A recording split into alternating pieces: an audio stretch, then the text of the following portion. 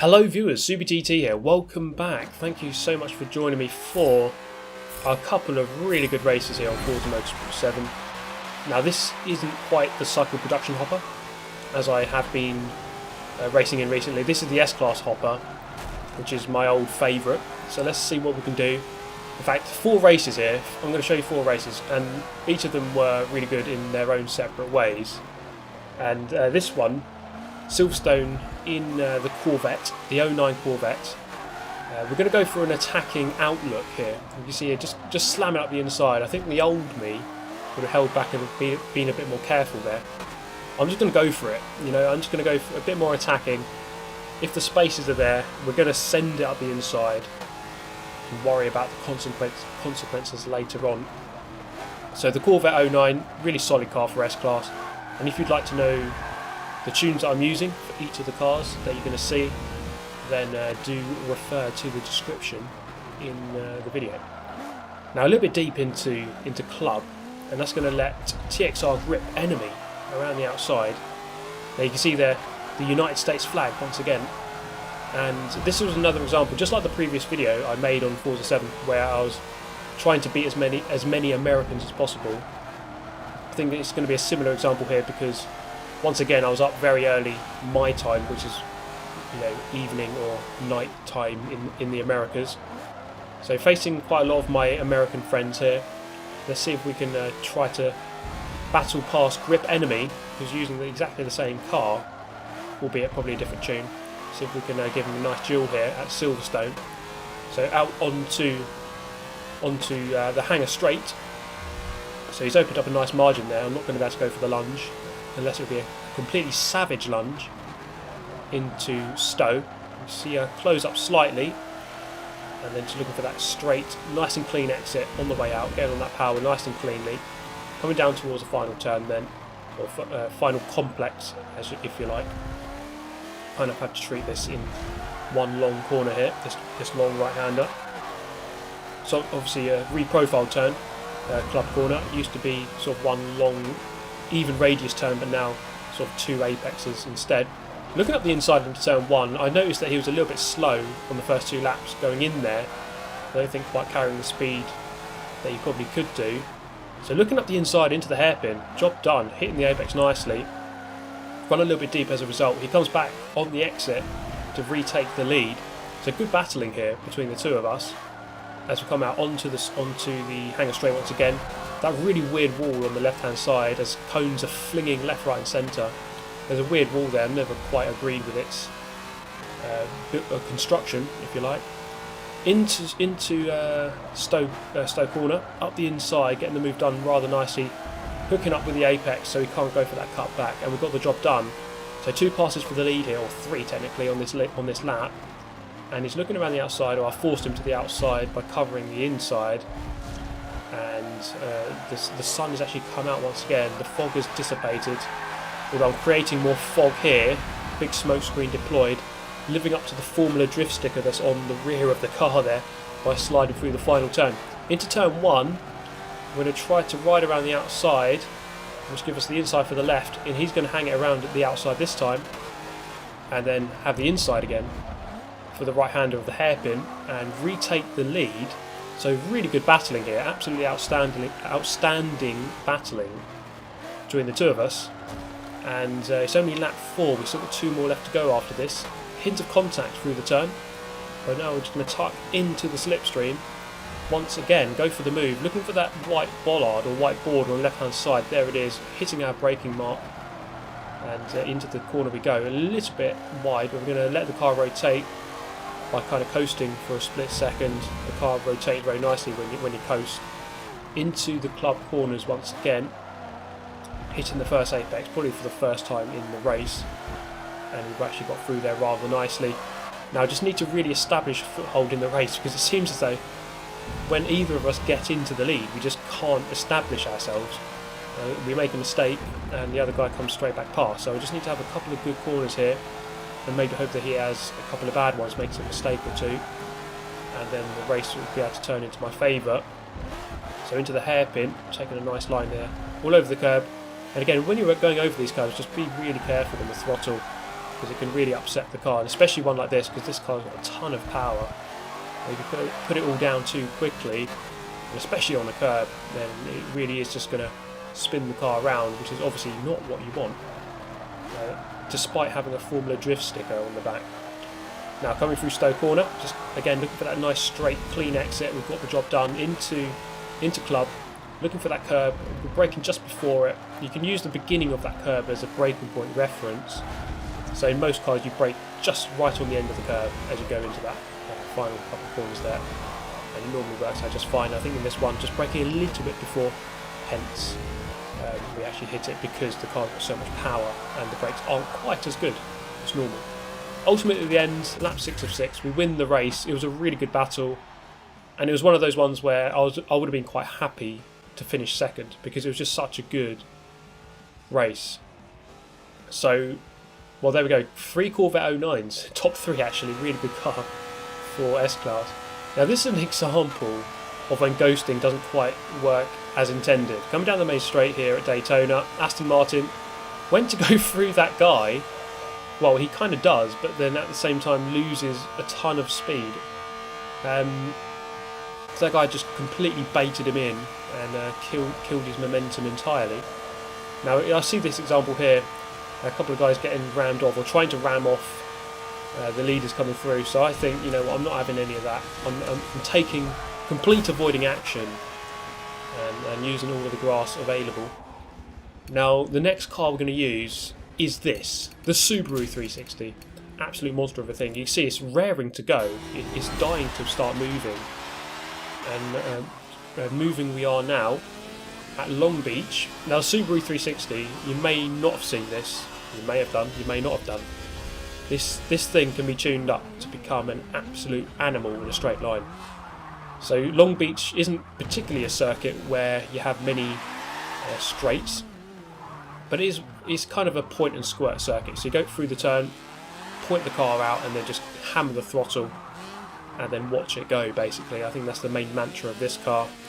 So let's see if we can carry this thing to victory, or at least a decent result around the streets of Long Beach. Now, you know, when you've got so much power in a car, you have to sacrifice something. You have to make some sacrifices. So of course, with such great speed comes poor braking ability, and even the guy behind gets caught out by how bad it is.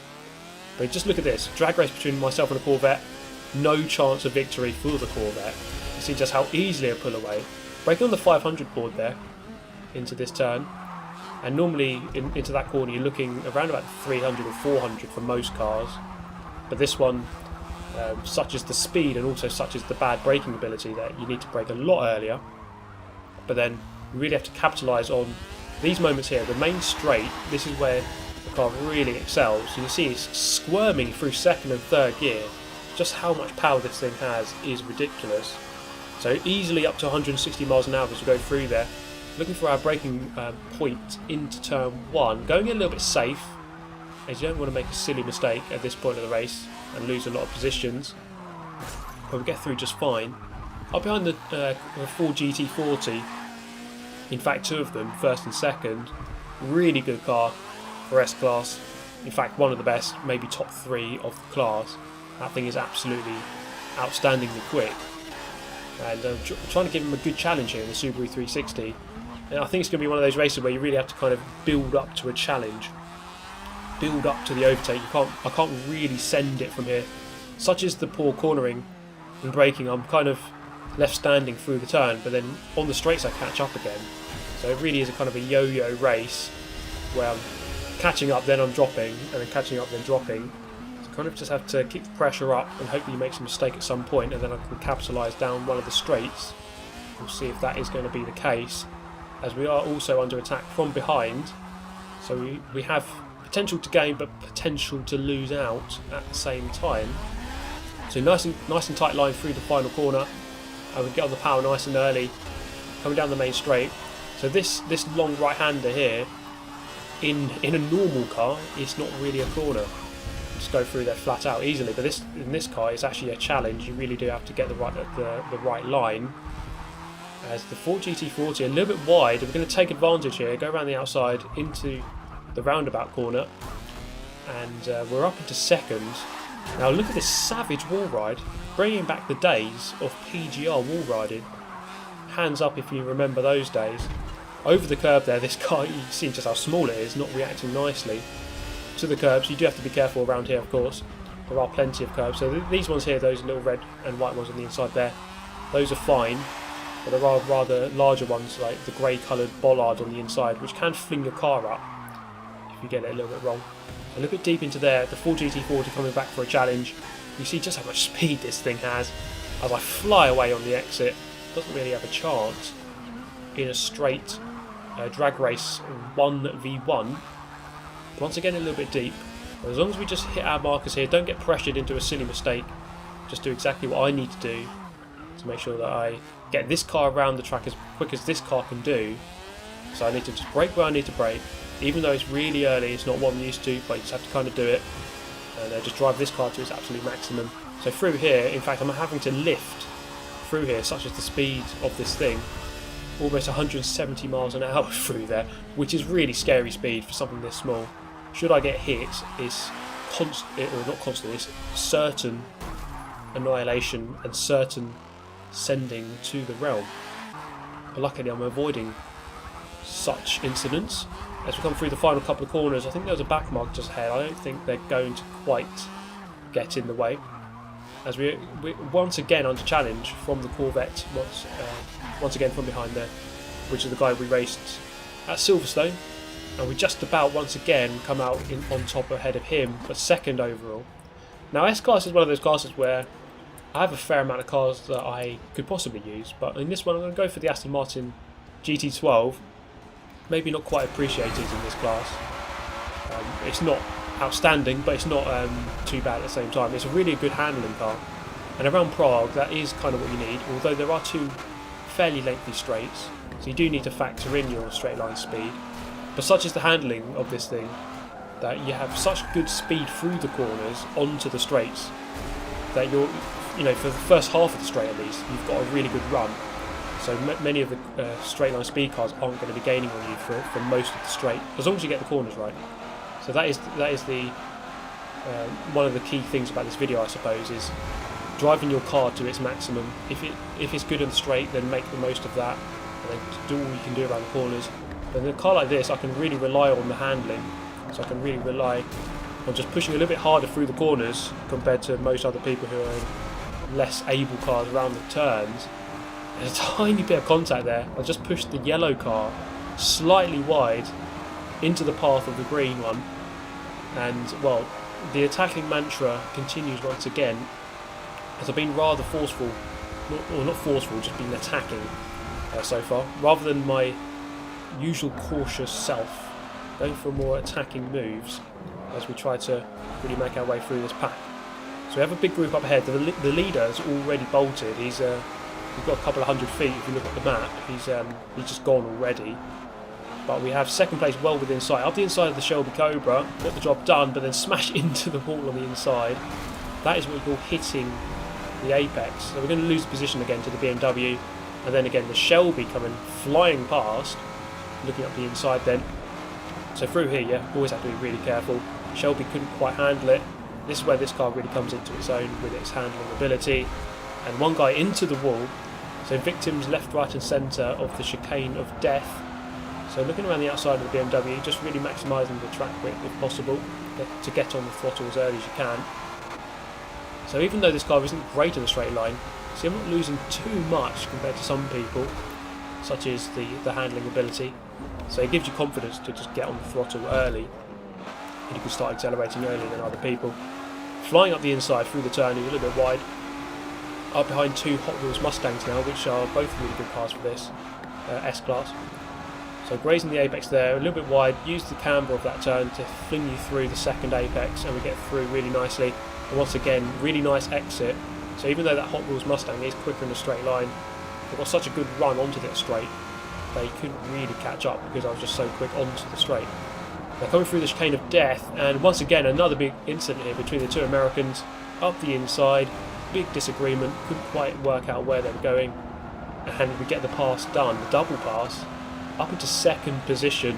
So quite a quick ascent here from around about 8th up to 2nd, and the Corvette here just behind is going to come straight back at me, as you just spotted behind as we look behind. So this certainly is not over. Just need to have maybe a good lap or two and open up that gap once again. So through the love tunnel, not much in the way of intimate love going on through here, maybe apart from the first lap. Once again taking the inside line and just grazing two wheels on the apron, on the sort of the halfway mark through that turn. It kind of glides you through that turn a little bit more nicely. Turning in just before the tunnel, or the archway should we say, the shadow of the archway. And then fling it through. You just have to be brave and committed through the chicane of death into the final turn, and it opens up really nicely. A really wide really wide exit, so you can really put the throttle down quite early. So this is lap 6 of 7, and actually the leader must have made a couple of big mistakes. He's driving the Lotus GT1, again another really good car for S-Class. So if you're short of cars to use, Ford GT40, Lotus GT1, both just absolutely ridiculously good in this class. And we actually have a chance of victory here. He is still ahead, of course, but we're just waiting maybe for another mistake, which there are normally very many around this circuit. It's a very difficult circuit to get dead right, and especially through this final sector here. And he's actually gone into the wall. Is that going to give me the chance to catch up and go for a move? Not quite, as I just overcommit through the right-hander. I had to really go for it, and the car kind of just turned a little bit more than I would have liked, and well, we're going to finish second. Not a bad result though from where we started. So the final race of the video is in Road Atlanta. So 3 races so far. I think they've been really good races. You know, I've really actually enjoyed them so far. We're going to see if we can have another good one here. Road Atlanta. Gone for the Dodge Viper 08. So the 08 Viper, always been a strong car in S-Class. It just always has been. I think even since the days of Forza 3, perhaps even Forza 2 and 1, I don't know. But I can remember from Forza 3 this thing was really good even back then, and it's remained the same. We're going to see if we can pose a challenge here to the Ford GT40. The GT40, really quick car. I mean, if you can beat one in a lobby in S-Class, you've probably done well, or they've done really badly. One of the two. So we're going to see if we can give them a challenge here. Braked a little bit early there. Such is the great braking ability. This is almost the opposite of that Subaru 360 tune. This thing has bags of handling and brakes, but not too much in the way of top speed. Whereas obviously the 360, completely the opposite, all about straight line speed, sacrificing everything to do with a corner. Anything related to a corner, i.e. turning and braking, yeah, you just don't get that in that 360. But in this Viper, that is exactly what you do get, and it's what you need, because Road Atlanta, you see here just how many turns it has. Of course there are a couple of long straights, or medium length straights, but a lot of the time here you are turning. You see this long turn here. Obviously it is an acceleration zone, but it is also a long corner at the same time. You do need that mid-range aerodynamics to help you around that kind of corner. Then you need the mechanical grip through these slower corners like this, through the chicane. I think we have caught up slightly, but it's never going to be easy up against such a car as the GT40. Through the final turn, there was a big dip there as you just meet the apex, which can really throw your car off. So sometimes it's best to lift through that final apex of that final corner. Just make sure the car is settled and then accelerate. Obviously you don't want to unsettle the car and go flying into the tyre wall, which I have done on many occasions. So through the chicane here, at the top of the hill, we wind back down through the S's. Got to turn in nice and early for that first one. Go over to the left hand side if you can, a little bit before this long right hander, to get a better run on the way out. So as I say, a long acceleration zone here, so you do want to get on that throttle as early as possible. Grip enemy just behind as we look behind, 260 feet, not too much, just a little bit more than the gap to the guy ahead, so we can't completely write off that challenge from behind, but the main focus really is just hitting those marks and just really trying to put the pressure onto the driver ahead. I find that in a close situation like this, if you can just have one good lap and just edge a little bit closer, the person ahead just typically, they notice that, they will begin to just start making a little bit well, they'll be making more mistakes than they probably ought to, as he was actually a little bit wide, and he's actually going to get the car completely unsettled through the apex over that curb. A couple of back markers here. This one out of the way completely, so that's not really interrupting us at all. That's really good back marker driving. That tyre goes through the centre of the pair of us. Tiny bit of contact through the turn. It's strong aggressive racing. It's actually going to come back at us though. Into the chicane. Who's going to win out here? Late on the brakes. This thing's such good braking ability. We've actually got a back marker here. How is this one going to play out? Let's go over the crest. Not quite sure which side I should go. I opt for the outside, and it actually worked out perfectly as I could just about sweep around the outside to take the normal racing line. And as we scan behind there, obviously something going on. Grip Enemy being wiped out over 1,000 feet behind now, and Death Angel in the Ford also slowed down. So that was fortunate timing for me. Sometimes it goes your way and sometimes it doesn't. That could have easily gone wrong. But I think the luck was on my side on this occasion as we come through the long right-hander. So even though that's happened, you still need to settle down, have a good lap here. Just make sure you establish that gap. You don't want to give people behind any hope. I mean, if I have a bad lap here and they start catching up, it gives them hope for the last couple of laps, and they'll really start pushing to catch up. If I can just have a good one here, just absolutely annihilate their confidence, then they'll have no chance. They won't really want to try to bother catching up. So coming through onto the last 2 laps. In fact, as we skip ahead here, another back marker once again. So you're just questioning which way should I go. It's the end of the race. You don't want to take too many risks. We'll go to the inside this time. Much safer to go to the inside and come through the final turn, and we're going to win the race. So a couple of really good races there. 4 races. The Corvette duel there at Silverstone, absolutely outstanding. Really enjoyed it. And the 4 races, to be fair, I really enjoyed all 4 of them. And we've got a couple of wins in there as well. Well, 2 wins and 2 seconds, which equals 6. Would you believe it? But there we go. Thank you so much for watching as always, guys. Let me know your thoughts on the video. The tunes are in the description. But thank you so much for watching. I shall see you next time. Goodbye.